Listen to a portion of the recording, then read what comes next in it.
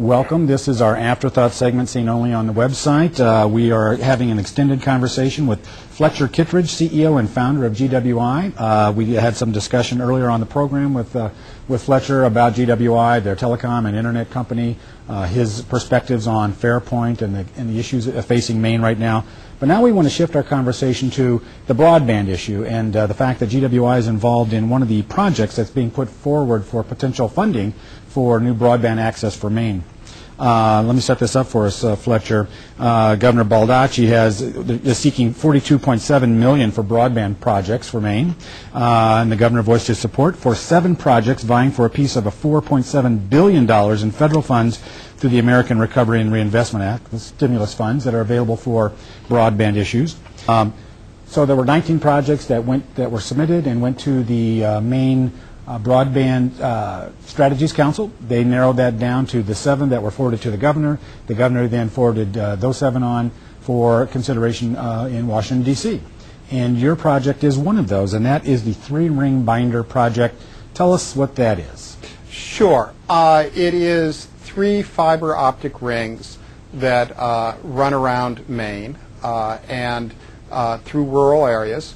And they are designed to get high-speed broadband into the hinterlands, to open up areas that where there isn't broadband access now.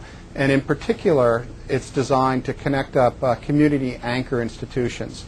And the definition under the American Recovery and Reinvestment Act, ARRA, for community anchor institutions is schools, libraries, healthcare centers, public safety, and municipal services. So it serves 2 purposes. One is it connects up those areas, those particular anchor institutions, and 2 is it opens up the areas.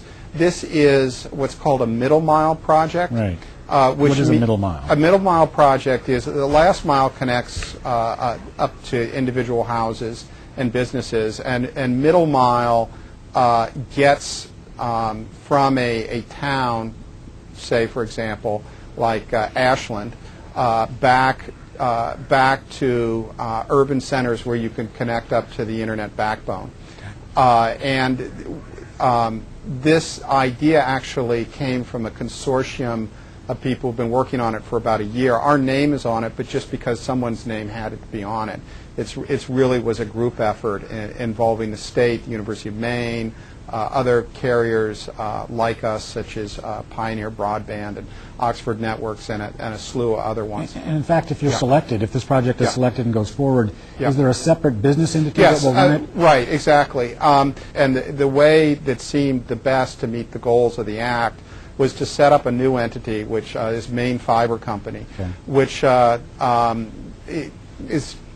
it has some similarities to the Maine Turnpike in a way, and it will raise the private funding, and it will be responsible for owning and administering this network. But it's an open access network, which means any company could come and buy access at rates that are just reasonable and not reasonably discriminatory. The same rates for everyone based on the actual cost of building it. How much is the total project cost? The total project is about $3.5 million, of which about $6.2 million is going to come from private investors, and $26.2 million is going to come from the federal government. Okay, and if we were selected and that gets funded and all the stars line up correctly, what's the time frame for this? This is stimulus money, so a requirement of it is that it be built quickly. It's also a huge project. It's 1,100 miles of fiber optics going all the way from Sanford in the south to Fort Kent in the north, and maybe even a little further. And it spans the entire state. It would be as if you, in total, if you took 3 trips that essentially went all around the outside of Maine. We've said we'd get it done in 2.5 years. Okay. with the vast majority of it getting done in 2, and we're going to push very hard because we want to use it. And what do the chances look like? Well, we got past state review, which was quite rigorous, and actually I've heard through the grapevine that Maine, on a national level, considered to have done a good job. And with the Maine congressional delegation has been very supportive of all the projects that got approved, all 7. And we've heard back from the funding agency that they're pleased with the concept, and at this point we're on the what I'd call detailed due diligence. They want to make sure that having presented this plan, that we've really dotted all of our I's and crossed all of our T's, and all the columns add up and our assumptions are reasonable. I wanted to ask the question, you're a business person, you run a successful business. How do we measure return on this investment from a state perspective over time? How do we actually know if it's worth the cost? Yes, well, that's interesting. For one thing, I would point out that there is no state in terms of the state of Maine money involved. It's all private, right. Federal. But I don't think that there's any question that this will pay off. The MIT did a really good study. I think it was 3 years ago, that showed that there was a measurable in growth of gross domestic product in the growth rate.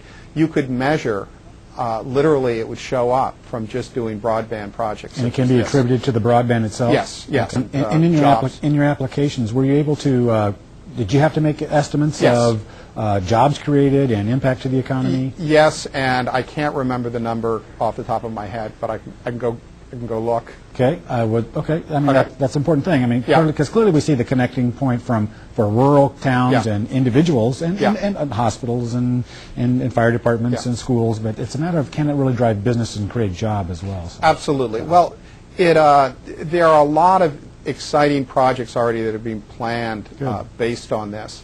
The University of Maine is looking at, for example, at taking paper mills, which are actually extraordinary, in some ways modern machines, very expensive, and they can repurposing part of them, part of facilities that have been idled, use them as data centers, and for companies such as Google. Right. And they can generate some of their own electricity. Absolutely. Well, actually, they can generate all of it, and paper mills have a very high requirement for reliability. One of those machines can't be shut down, can't be without power for even a second. So, and that's the same thing. Google has the same requirement. Exciting. Google's already done this in other countries and other parts of the nation. And is that built into your strategy in terms of your mapping and how the network would be laid out? To link to the mills? Yes. When we were laying this out, the University of Maine came to us and said, here are these paper mills, and can you make sure that the route is laid out in such a way that you'll go near the mills? Great. We're going to wrap it there. Fletcher, thank you so much for being here. Thank you. Good luck with your application. And thank you. I'm glad to hear that you're making at least that first and maybe the second hurdle, and we look forward to more news about that in the future. Okay. Well, I appreciate you having me. Great. Thanks a lot.